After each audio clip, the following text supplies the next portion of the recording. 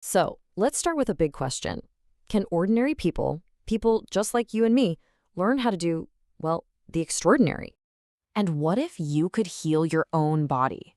Not just with medicine, but by tapping into a power you already have inside you.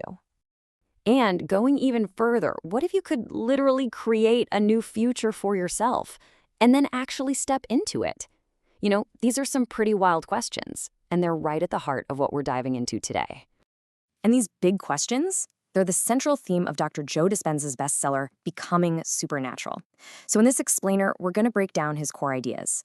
Because his whole argument is that this stuff isn't just some far-out theory. It's actually a skill that any of us can learn. All right, so the book kicks off with this really bold premise about what it even means to be human. See, the main idea here is that we're so much more than we think we are. We're not just living out some predictable A to B to C kind of life. No, the book says we're actually dimensional beings with these hidden, almost supernatural abilities that are just waiting for us to wake them up.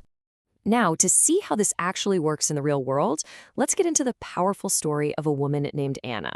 Her journey from absolute rock bottom is, well, it's the perfect way to understand the core problem this book is trying to solve. Okay, so it all comes down to our biology, right? When we feel stress, our body just flips the switch into survival mode. You know the one, the fight or flight response. It floods us with stress hormones. Now, that's awesome if you need to, say, run from a tiger, but what happens when that switch gets stuck in the on position for days or weeks or even years? Well, for Anna, that's exactly what happened. A single traumatic event back in 2007 sent her body into a state of chronic stress that it just couldn't shake. And the consequences? Wow, they were absolutely devastating. As you can see, within just a few months, she woke up paralyzed. And over the next 4 years, it was like her body was just systematically breaking down. Autoimmune diseases, crippling depression, and then, finally, a cancer diagnosis. She hit a point of just total despair. I think it's a feeling a lot of us can imagine, right? That thought that you've truly, finally hit rock bottom. So what was going on here? Well, the book breaks down the really powerful science behind this. See, every single time Anna relived that trauma in her mind, her body, it didn't know the difference. It couldn't tell that the event wasn't happening all over again.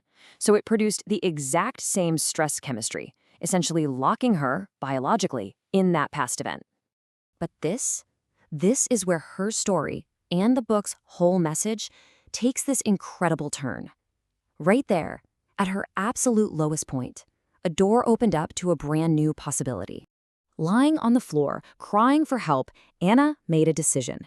And this wasn't just some vague wish, It was a choice with such a firm intention behind it that it carried this new energy, and her body actually started to respond. This was it. This was the moment everything began to shift. It was after she went to a workshop with Dr. Dispenza that she had this huge light bulb moment. She thought, wait a minute, if my thoughts and my emotions helped create this life I have now, all these diseases, maybe, just maybe, I can uncreate everything.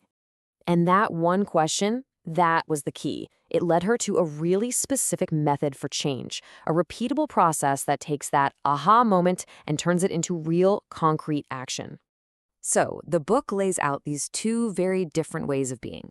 On one hand, you've got the state of survival. That's when you're basically living in the past, your body is flooded with stress hormones, and all your attention is on the physical world around you.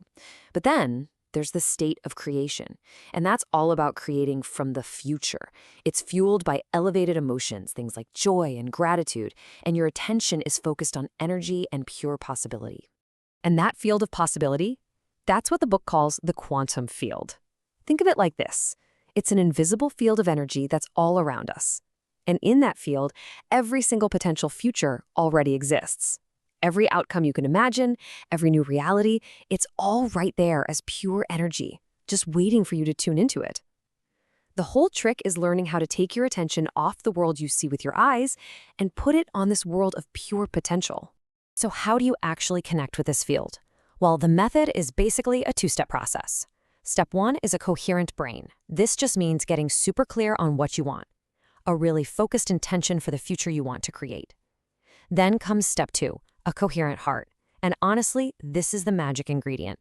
You have to feel the emotions of that future, the gratitude, the joy, the love, but you have to feel it now, in your body as if it's already a reality. So what happens when someone like Anna actually does this and with total dedication? Well, the results, they are, for lack of a better word, supernatural. Get this. For a whole year, Anna committed to this work. Every single day, she would sit down to meditate with just one rule for herself. She would not get up from that meditation until she was more in love with her future than she was stuck in the feelings of her past. And the results of all that inner work, they were just astonishing. Her esophageal cancer, it vanished. The tumor, completely healed. The autoimmune conditions, reversed. The paralysis and the painful ulcerations, gone. Her depression, lifted. But it didn't stop there. The transformation went way beyond just her health. She went on to found a new successful psychiatric institution and even found a loving partner. I mean, she didn't just heal her body. She literally built a whole new life from scratch. And here's the bottom line, the big takeaway from her story. The diseases, they existed in the old Anna, the old personality that was defined by her past. By consistently thinking, acting, and feeling differently, she literally reinvented herself.